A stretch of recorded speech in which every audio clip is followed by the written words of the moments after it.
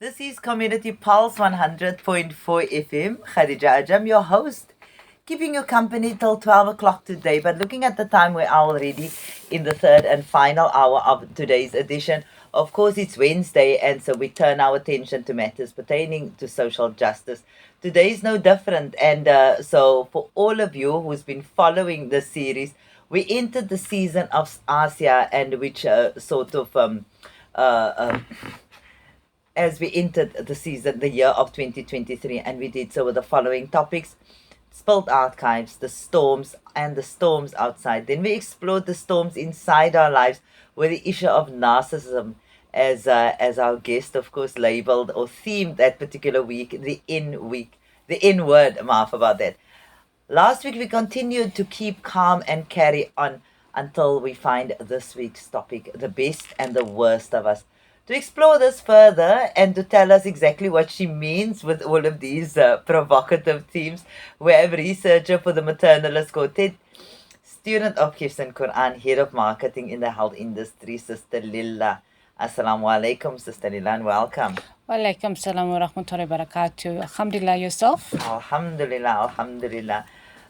Please open for us with the dua because Okay. I believe we've got quite a bit that we want to get through today. Inshallah. Yes, I was going to read it off the Substacks because that, as well as the other articles, are published on the Substacks, which you can find on the Maternalist Quartet on Google Business as a research center. And if you go to the website, you'll find the opening prayer is there as well, inshallah. But I'm going to have to read it from my folder. Bismillahirrahmanirrahim. Subhanallah, we know nothing except that which Allah teaches us. Ya Allah, teach us that which will benefit us and increase us in our knowledge. Let our actions be done for your sake sincerely and do not place in any portion farther than you.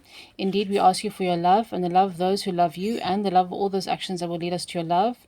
Line our hearts through the Quran. Beautify our characters through it. Save us from the punishment of the fire through it. Ya Allah, make the Quran approve for us and not against us. Show us truth as truth and grant us the ability to follow it. Show us falsehood as falsehood and grant us the ability to abstain from it. Loosen our tongues, open our chests, and make this particular discussion of benefit to us in terms of our dunya, but more importantly our akhirah, and drawing us closer to Allah subhanahu wa ta'ala through the best of his creation and those that are most beloved to him, like the Anbiya and their women. And peace and blessings be upon the Prophet Muhammad sallallahu alaihi wasallam and his people, and likewise for all the other messengers and their women in particular. Ameen thumma ameen. So I just want to, before we get into that, just want to remind our listeners that when it comes to questions and comments, that as far as possible, Sister Lila does try to address them. She does welcome, and we do welcome your comments and your questions. You can send them to 0786 10 11 12, and she will endeavor to respond to them, if not today, but perhaps at another time.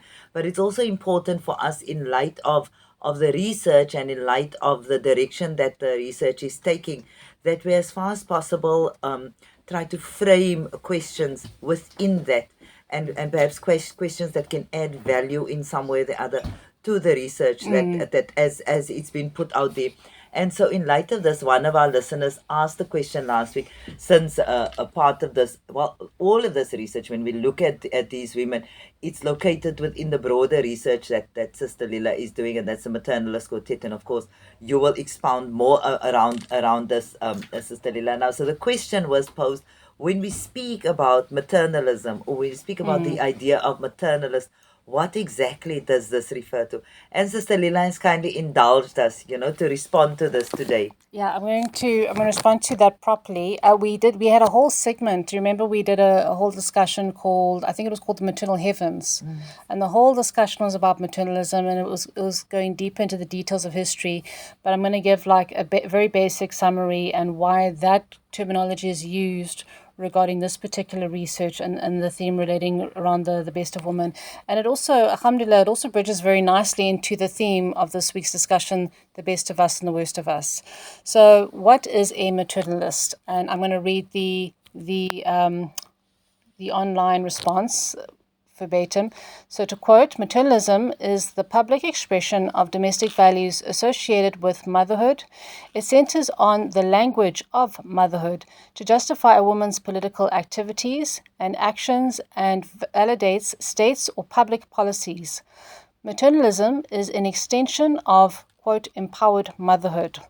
Maternalism is defined by historians as a variety of ideologies that exalted women's capacities to mother and extended society as a whole, the values of care, nurturance, and morality, and was intended to improve the quality of life of women and children. So, the reason why we use the term maternalism is because it's actually an extension of the work, the activism that I was doing with Mahbouba Davids. If you go into the pathways, the IUC pathways. So Mahbouba Davids and many Muslim women are actually perfect examples of maternalists. They're women's rights activists, but they're not quite the same thing as feminists. So feminism as a definition versus feminism as a definition is basically to stand up for the rights of women. Like that was, if you look it up now, you're going to find different definitions now because, of course, these hijacking deviations. But feminism in its simplest form was always about women's rights.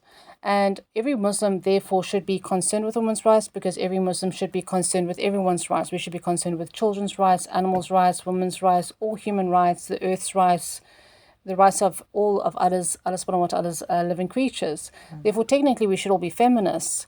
But the thing is that when feminism becomes the focus, and it becomes the only focus, it itself becomes a religion. And excuse the bad grammar, but no good movement goes unhijacked. As in every good movement gets hijacked.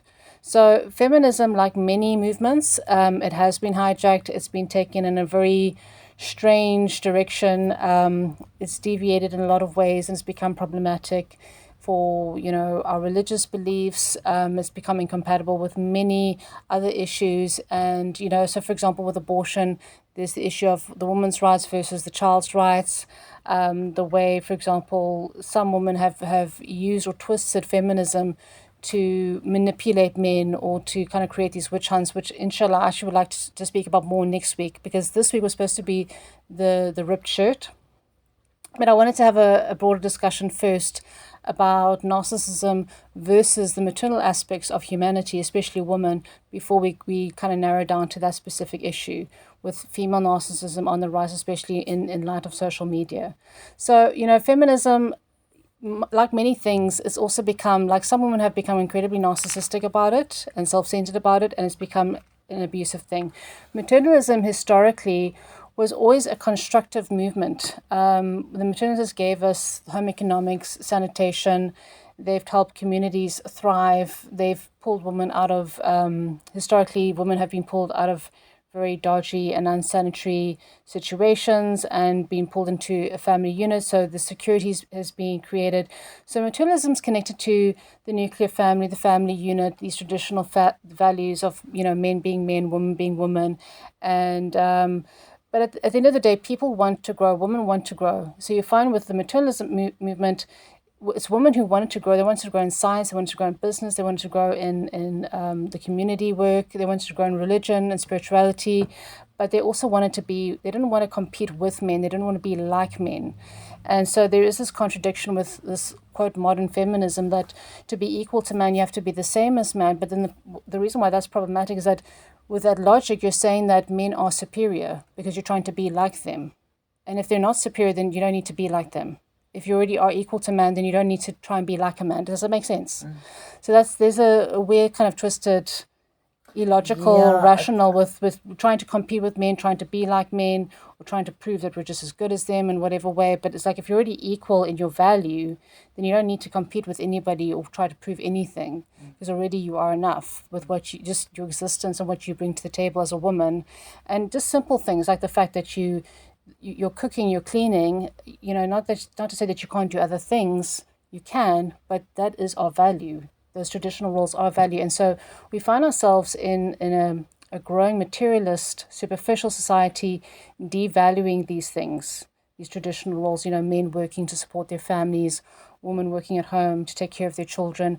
These things they actually even get mocked. There was, for example, an Australian woman who was talking about her morning routine because like she lives for that. She's very passionate about her role as a traditional housewife and mother. And people were actually mocking her, making fun of the fact that she was being so traditional and conservative in her role. But this is something that, like, especially in an Islamic context, like we just covered the element of Fatima, this is something that we appreciate. This is something that has a lot of spiritual beauty and honor to it. But unfortunately, we live in a very twisted society that doesn't appreciate these things.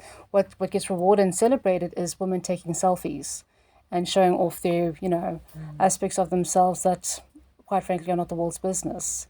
So, for example, a female can stand in front of a mirror, take a selfie or film herself, just basically doing nothing, and she can have millions of followers on social media, where somebody that actually has talent will have like 45 to 200 followers.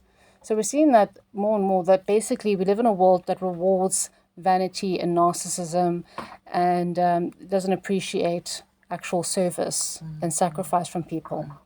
Yeah. I suppose maybe, and not to divert the discussion, maybe just one or two quick points that I would want to make.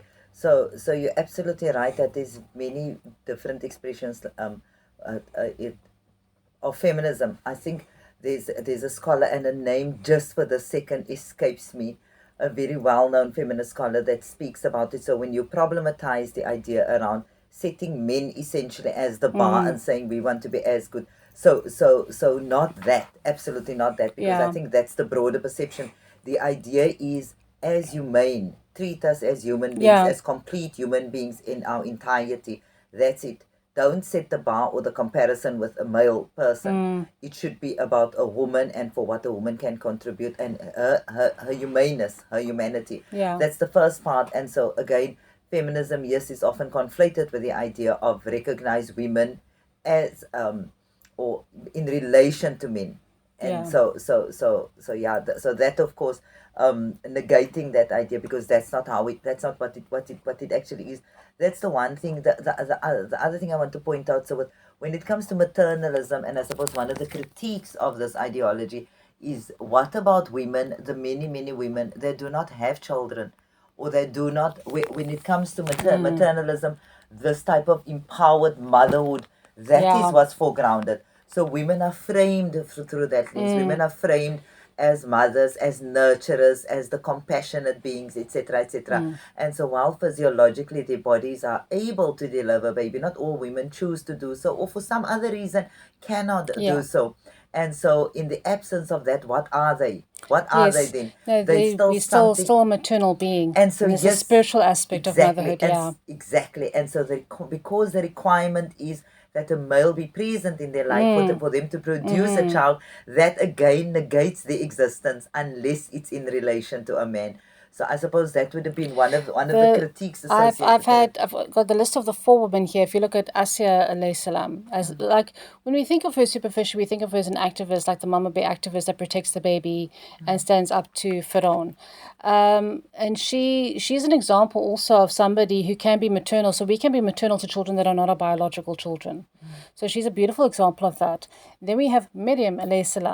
Again, well, in her case, she didn't have the man, but she also shows us the spiritual aspect of woman. That is again, this has nothing to do with the man. It's her own spirituality. So when we look at Maryam AS, we look at more of her as an energetic being. As a veiled, not somebody who's taking selfies and showing off her body, but somebody who is more of a spiritual, energetic being, and the maternal presence that occupies the same space as that, as a spiritual thing. Then Khadijah alayhi, we see her maternal role extending towards the entire community. Other women, children, helping men get jobs, helping families, getting people married, and supporting the society in a lot of ways. So there's a lot of that maternal love and compassion from Khadijah that is far more broad, that serves the whole of humanity in the way she sacrifices and gives her all. And then finally, Fatima, the mother of her father. So, when you look at these women, we're seeing a much broader, but even historically, even if you looked at the more generic maternalists, you see that maternal love and compassion of women in general, irrespective of whether they're biological mothers or not, that manifests, like Allah created us, He put the rahmah in us, and so there's no holding that back. And so a lot of our growth and a lot of our contribution to society is through that love and that warmth warmth and that compassion that can be translated in many different ways, not just our biological children, but through our partnerships, but also our parents and children that we adopt and the community in general. So with Fatima, Fatima alayhi salam, also see that translated in so many different ways, not just with her biological children, but with with the community in general, and with her father, and with the mission in general. So, especially with the four best women, this is why I called the maternalist quartet, because you don't get more maternal and maternalist than these four women. They are like the absolute epitome of this type of ideology through this empowered motherhood that transcends the biological and goes into a broader spiritual aspect of women's existence. Yeah, I absolutely agree with the idea that there's nothing wrong, and when I say wrong, I use the term loosely, with foregrounding these particular characteristics of women, and these characteristics in particular that's associated with being a mother. Ideas around compassion, around being nurturing and loving and caring, etc., etc. And even in the absence of biologically being a mother or having physically birthed a child, those qualities can still come to the fore. I think my broader point would have been, and it's something which you alluded to when you spoke earlier on during your intro, the idea that these qualities are not valued. In fact, at best, they are not valued within our society. At worst, it's exploited. So the idea that women are like this, so you keep giving and you keep giving and you keep giving, and no, please don't. I'm not saying that all women are like this and we're constantly being bled dry. It's not like that, but I'm saying the idea that we're constantly foregrounding these particular qualities associated with motherhood. Hence the idea that yes, you're absolutely right. Theoretically speaking, as Muslims, we are taught that this is of absolute value. These are the people within our community, women, that should be elevated. These are the people that should be constantly reminded about the value they bring. But we know that it's theory. It's idealized ideas of being Muslims. That's certainly not oftentimes practiced. In terms of the practice, I think we have to look at, and I made a note here, which conveniently fits into this, is the issue of accountability versus authority. So what happens is in that manipulation, and of course, we've been discussing narcissism, so that definitely, all these aspects of narcissism come into play. But it's the issue, and I see this happening to men and women. I'm seeing this happening to men and women, especially in this day and age, where people are being manipulated, they're being abused, they're being held accountable, but they're at the same time, they have no authority. So I made a note here of the example, and I have this discussion, I'm putting it on Substacks now. It was a discussion we had last year, also in February. It was the mother of life, and it was all about Eve, Hawa.